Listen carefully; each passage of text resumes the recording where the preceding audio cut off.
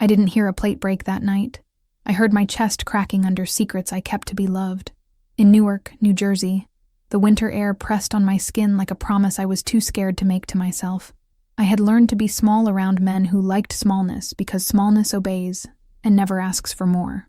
I thought endurance was love and silence was loyalty, and I wore both until my throat tasted like rust. I kept praying for a miracle while ignoring the map in my own trembling hands that pointed to the door.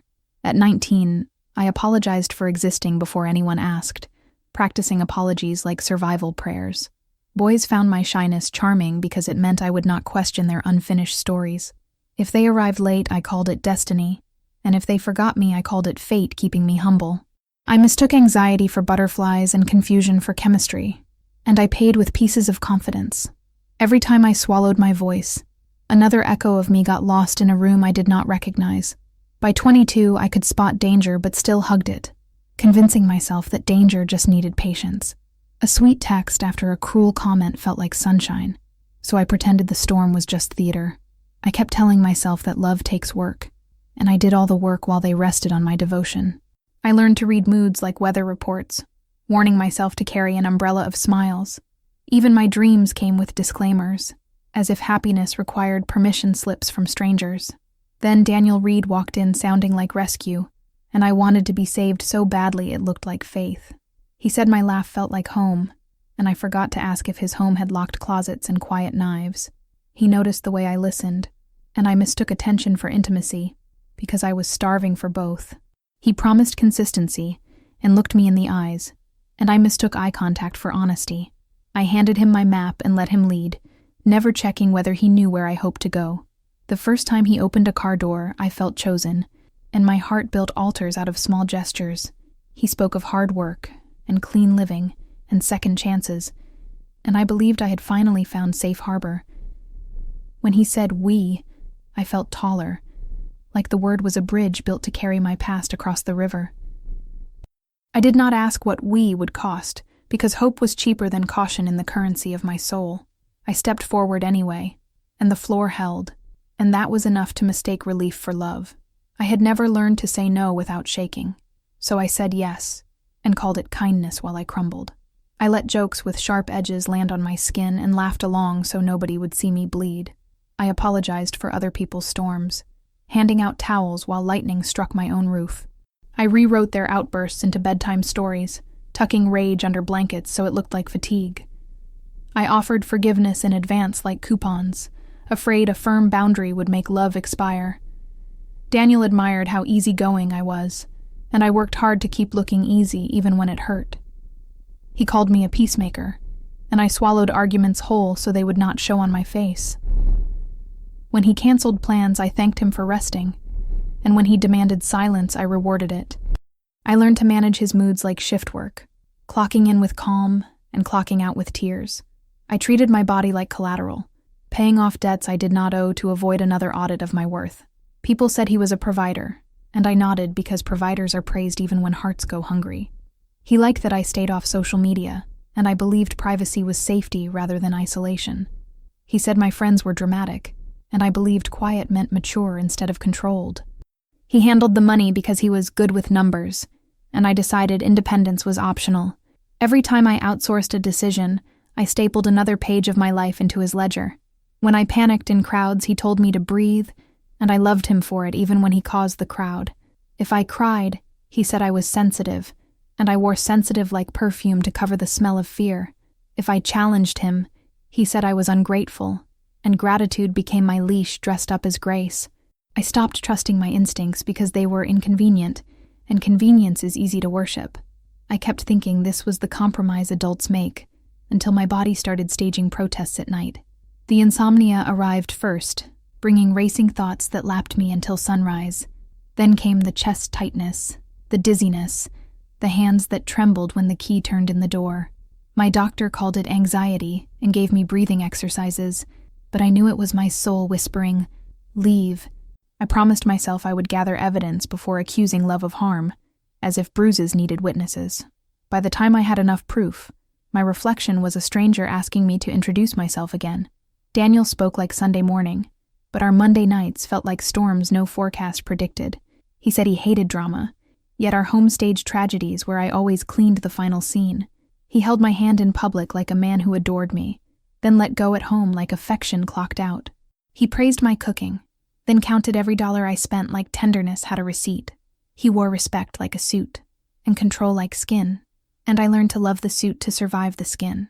When I wanted to visit friends, he asked why we needed outsiders when we had each other. When I asked about my savings, he smiled and said teamwork meant trusting the captain. When I shared a dream, he fixed its grammar, then its timing, then its feasibility, until it shrank. When I laughed too loud, he suggested I was drawing attention because I secretly wanted it. I started editing my personality in real time, trimming pieces that made him squint.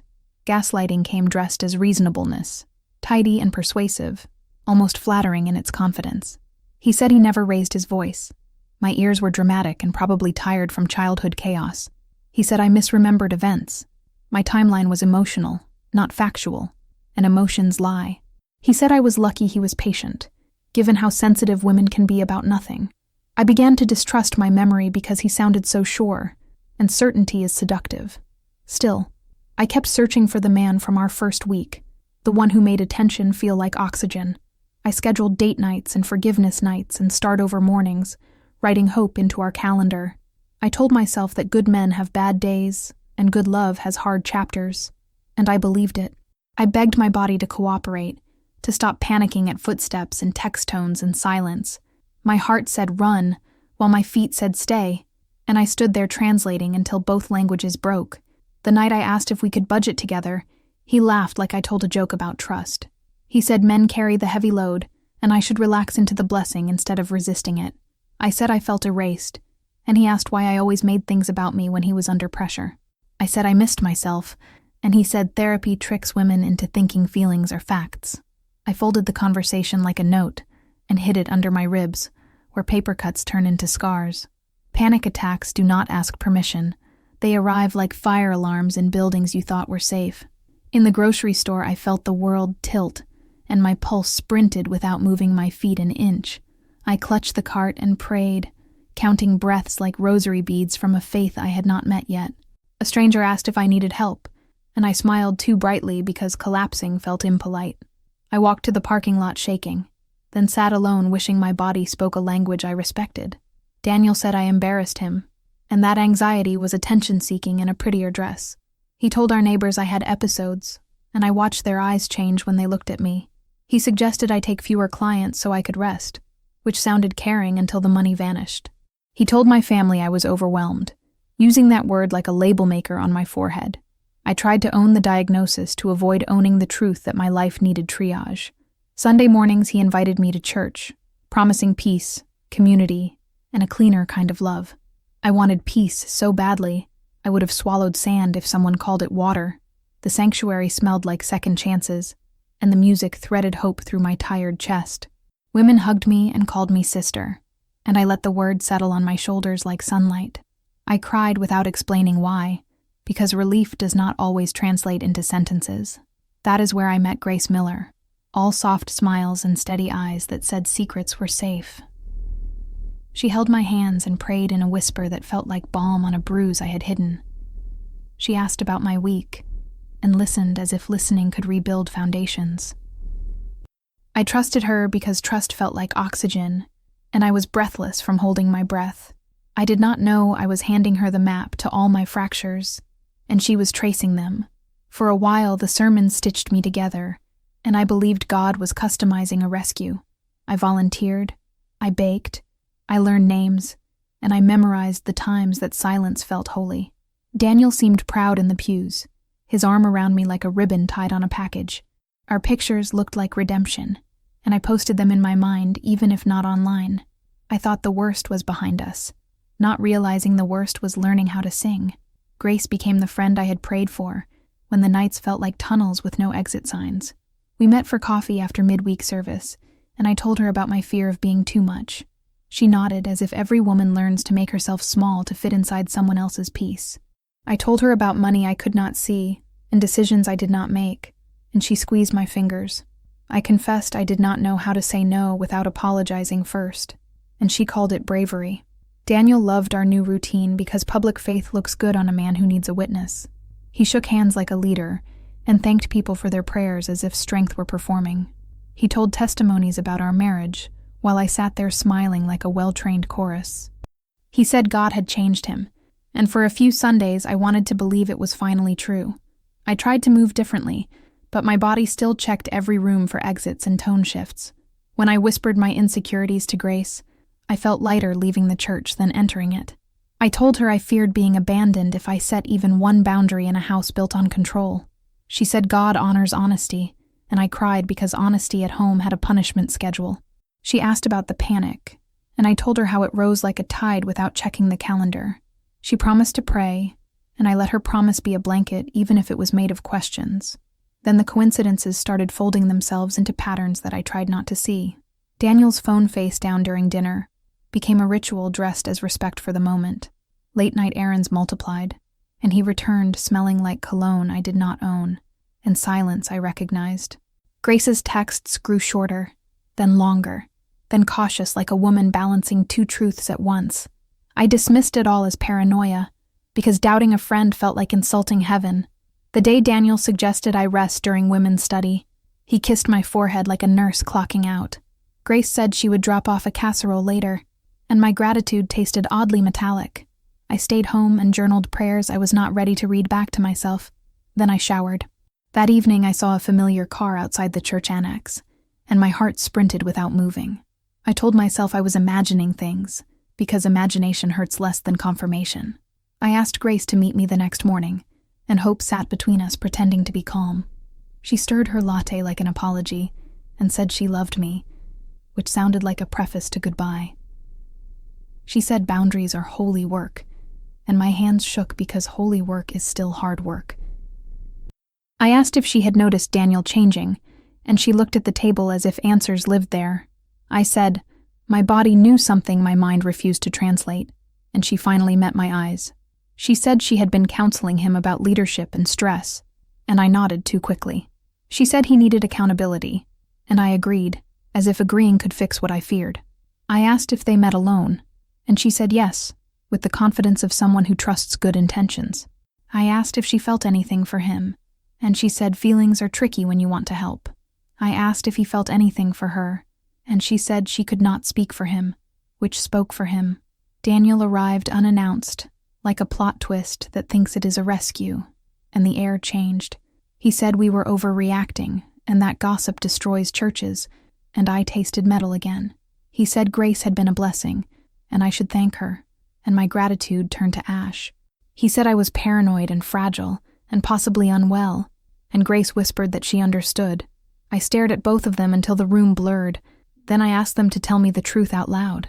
Grace cried the way women cry when they have crossed a line and still want to be seen as kind. She said they had prayed together and shared burdens and gotten close. Then she stopped speaking. Daniel said nothing is physical, which was not the same as nothing, and my stomach folded.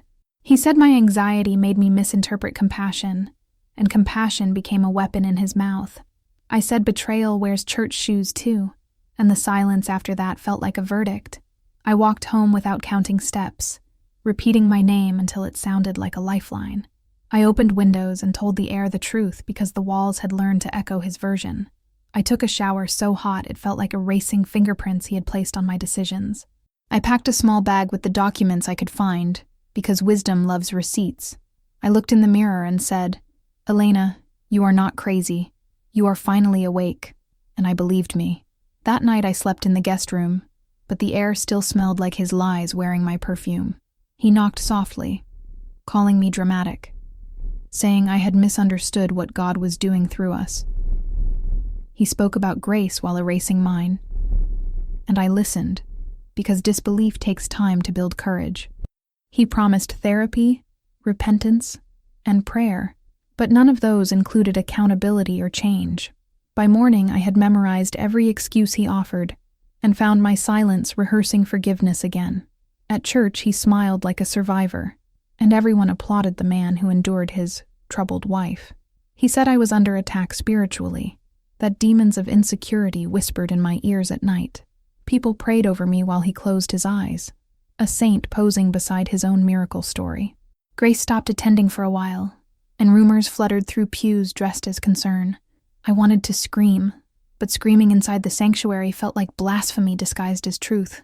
I began doubting my instincts again, wondering if faith meant surrendering even common sense. Each time I confronted him, he reminded me how forgiveness proves spiritual maturity. He said humility would restore harmony, and I confused submission with devotion once more. My journal filled with questions written in trembling ink, prayers disguised as negotiation. I asked God to speak louder than my fear, but fear has better speakers than heaven sometimes. When Grace returned, she avoided my eyes, worshiping with tears that felt borrowed from guilt. She hugged me too long after service and said God's timing is mysterious, and I almost laughed. Daniel stood beside her, the perfect image of redemption. 2 sinners turned saints overnight. I told myself maybe they deserved each other, but envy tastes bitter even when mixed with clarity. I stayed through the last hymn, singing a note too low for anyone but God to hear. That night I locked the door to the guest room and prayed until my voice cracked open like an egg. I prayed not for Daniel's heart, but for mine to remember its rhythm without his permission. When morning came, I dressed quietly, grabbed my purse, and walked to the car with shaking hands. I didn't know where I was going yet, only that staying would finish erasing me completely. The door clicked shut behind me, and that small sound was the loudest freedom I had ever heard. I moved into a friend's basement apartment, a space small enough to rebuild without witnesses. Daniel texted daily scriptures about forgiveness, each verse sharpened into a blade of guilt. Grace sent one message, "I'm so sorry, please don't hate me," and I blocked her before temptation won. I learned that healing begins when you stop explaining your pain to people who caused it. Still, I missed the routine of pretending everything was fine, because pretending is addictive. At church, they announced Daniel would lead a new ministry for restoring families through faith. My name disappeared from the membership list like I had died quietly between 2 hymns. Neighbors asked where I'd gone, and he said I was receiving mental health treatment out of town. He was winning sympathy like trophies, proof that charisma outpaces conscience in small towns. Each rumor reached me like static through thin walls, and I wondered how lies travel faster than light. Nights were loud with memory, every silence replaying arguments I had rehearsed to win too late. I talked to myself, out loud sometimes, reminding the walls that I was real and still breathing. Therapy became my new kind of prayer, a confessional where honesty finally had no punishment. My therapist said I'd normalized abuse because familiarity wears a comforting disguise. She said healing isn't forgetting but remembering without losing your balance, and I wrote that down. Weeks passed.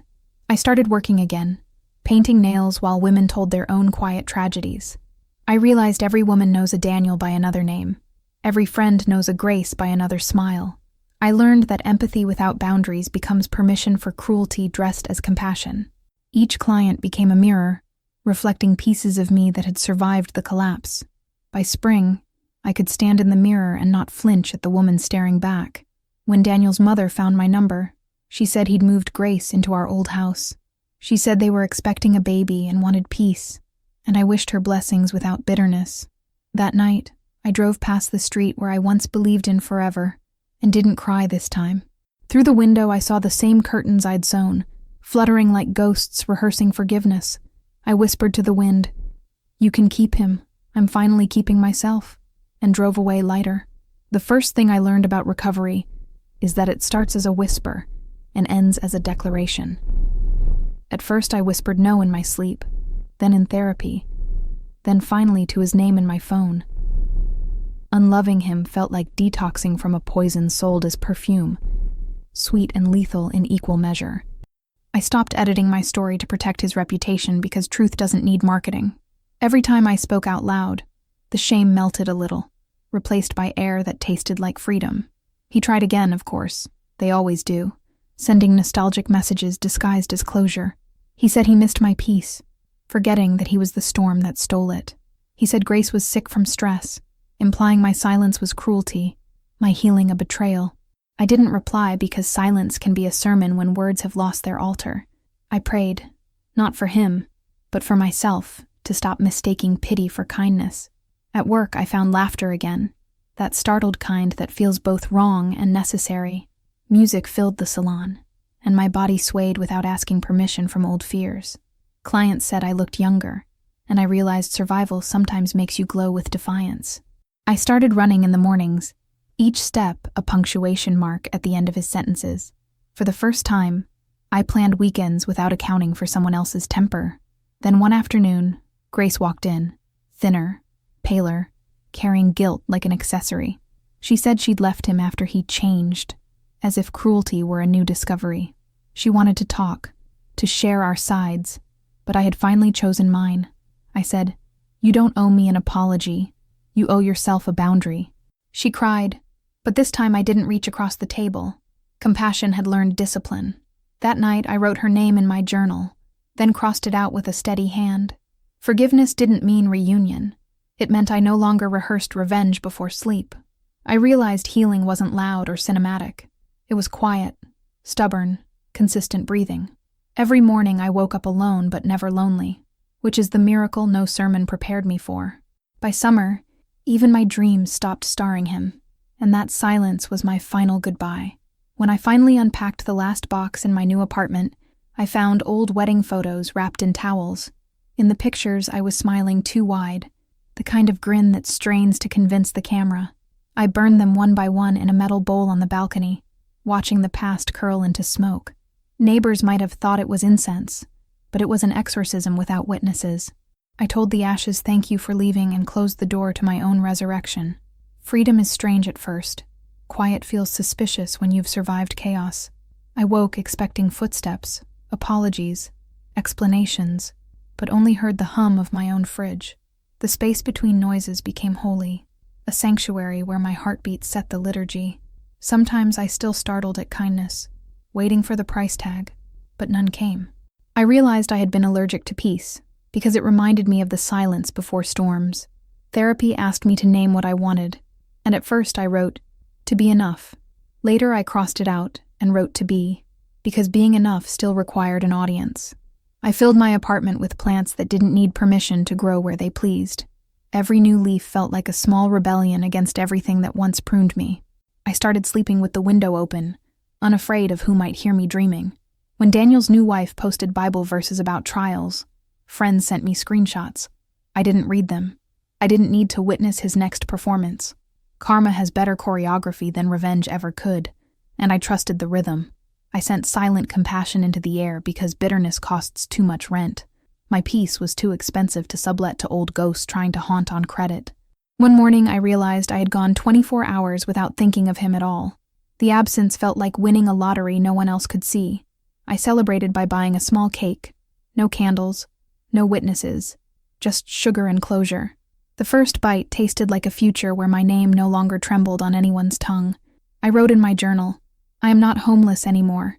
I live in my own skin." Learning to say no was like learning to walk again, clumsy and glorious all at once.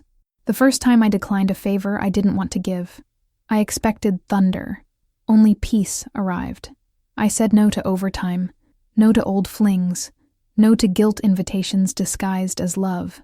Each refusal was a door closing on my past, echoing with the sound of boundaries being born. I started liking that echo. It sounded like applause from the woman I was becoming. Friends noticed the shift before I did. They said my laughter had weight now, not worry. I began mentoring younger women at church, teaching them that humility doesn't mean erasure. We shared stories about fear dressed as faith and love camouflaged as control. Each testimony built a bridge, proof that survival can be contagious in sacred spaces. I told them healing is holy too, and that God never asked us to worship our own suffering. On quiet evenings I walked by the river, where the city lights shimmered like confessions. I whispered to the water every name I'd forgiven, letting each ripple carry away the residue. Forgiveness didn't absolve their choices. It unchained mine, setting my energy free for joy. Sometimes I imagined my younger self sitting beside me, proud and wide-eyed, and finally safe. She didn't apologize anymore. She just breathed, matching her rhythm to mine. One Sunday, during service, the pastor read a verse about truth setting people free. I smiled because freedom had already found me long before Scripture confirmed it. I no longer needed witnesses or validation. My life was my testimony now. When people whispered about Daniel's downfall, I said nothing. Truth defends itself in time. Instead, I prayed for the next woman to find her no sooner than I had found mine. That night, I stood on my balcony, the same one where I had burned the photographs. Stars scattered above Newark like punctuation marks in the story I had survived. I whispered a thank you to every version of me that refused to stay broken. The city hummed its restless lullaby, and I hummed back, perfectly in tune. For the first time in years, I didn't rehearse pain before sleep. I rehearsed peace. Morning sunlight spilled through my curtains like forgiveness I hadn't yet asked for. I brewed coffee without rushing, each sip an act of defiance against the chaos I once called love. My reflection in the window looked rested, unguarded, almost radiant in its quiet certainty. I realized healing didn't make me perfect. It made me present, awake to small miracles again. Every inhale felt like reclaiming territory, every exhale like blessing what I'd survived. I began keeping a gratitude journal, not for things, but for moments that felt like truth. The way laughter returned without guilt, the silence after saying no, the softness of my own bed. I stopped narrating my life to invisible judges and started writing to the woman I was becoming. Each page became a love letter, signed with permission to exist exactly as I am. Faith returned too, stripped of performance, dressed in authenticity that required no audience. One Sunday I visited a different church, smaller, warmer, without hierarchy in the front pews. There were no spotlights, just people singing off-key and smiling like redemption was contagious. When they prayed, nobody pretended perfection. Even the pastor's voice cracked in humility. I didn't cry this time. I just breathed, letting the rhythm of peace settle into my pulse. For the first time, I didn't need to perform faith. I simply felt it. Soft, grounded, mine. Later, as I walked home under trees dusted with spring, I realized I was no longer waiting for closure. Closure is something you build, not something you're given by the ones who broke you. I whispered, thank you, not to him, not to her, but to myself, for staying alive through it all. Every step echoed with freedom that didn't ask for approval, only continuation. I smiled, not because life was perfect, but because I finally was real. That evening, I opened my windows and let the breeze carry the scent of a new beginning. Music played softly in the background, lyrics about survival that didn't make me ache anymore. I danced alone in the kitchen, laughing at how light my body felt without fear as an accessory. This was what healing sounded like. Quiet joy, steady breath, unapologetic rhythm. And as night folded around me, I realized belief starts again exactly here, with me. Love found me quietly, not as thunder or lightning, but as a question asked gently in passing. His name was Michael. He worked at a community center and spoke in tones that never rushed. He didn't try to fix my silences or fill them with explanations. They were safe with him. When he asked me out for coffee, I hesitated, tasting the ghost of old fears on my tongue. But his patience felt like sunlight through glass, warm, transparent, asking for nothing. Our first date wasn't cinematic. It was honest. Two people telling the truth without performance. He didn't flinch when I spoke about anxiety, or the panic that sometimes visited uninvited. He said everyone has rooms they keep locked, and that trust is deciding who gets a spare key. For the first time, I didn't mistake calm for boredom. I recognized it as peace. I realized that real love doesn't rescue you. It waits beside you while you rescue yourself. Still, I warned him that I was healing, that I might flinch at kindness, or question comfort. He said healing people make the best listeners because they've met silence and survived it. So I let him stay, not to complete me, but to witness me, whole, flawed, and unafraid. We built slow mornings with shared coffee and laughter that didn't need translation. Each day became proof that love without fear is not fantasy, it's practice. One evening he looked at me across the table and said, "You're different when you laugh now." I asked how, and he said, "You laugh like no one's watching for mistakes anymore." That night, I stood in front of the mirror, smiling just to see what he meant. The woman staring back wasn't the version who begged for permission to exist. She was steady, scarred, and stunningly free, with peace painted across her shoulders. I didn't call it falling in love. I called it rising into trust, into joy, into the ease I thought was myth. Every time he reached for my hand, I didn't shrink. I met him halfway, whole. Together we built a quiet kind of happiness, one that didn't need to be loud to be real. And in that quiet, I found a melody of my own, gentle and endlessly true. 2 years later, I got a call from an old church friend who spoke fast, voice trembling with gossip. "Did you hear?" she said. "Daniel was asked to step down. They found out about the affair." I felt no triumph, only the strange calm that comes when justice arrives after you stop waiting. The congregation that once pitied me now whispered apologies in parking lots and prayer circles. Truth had grown legs, walking straight into the light with my silence as its witness. Grace had left him again, this time for good, taking their child and her sanity with her. I wished her well, genuinely, because pain is a teacher I no longer wanted to see fail. When people messaged me to ask how I felt, I said, relieved, for all of us. The headlines in my small community weren't about scandal. They were about survival. For once, my name wasn't attached to pity. It was attached to strength. At church, the pastor used my story, anonymously, as a sermon about endurance and grace. I smiled from the back pew, not out of pride, but gratitude that my pain had turned into purpose. Some women found me after service and whispered thank yous like confessions. They said, "You made us braver." And I said, "No, you made yourselves brave." I learned that courage, when shared, multiplies faster than shame ever could. I visited the old house one last time. Empty now, for sale. Weeds curling through the driveway. The walls no longer recognized me, and I no longer needed them to. I touched the doorknob, whispering goodbye to every version of me that had lived there. Then I left the door unlocked, for closure, for air, for whatever woman might need it next. Freedom is best when it circulates. That night, I wrote the final chapter of my journal and titled it, Truth with Legs. I thanked the lies for teaching me discernment, and the heartbreak for teaching me boundaries. I thanked the girl who stayed too long for giving me stories worth surviving, and I thanked the woman I'd become for staying true when everyone called her crazy. The truth had walked out into the world, but peace stayed home with me.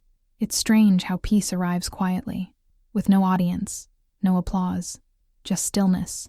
Years later, I still wake early, brew my coffee, and thank the morning for choosing me again.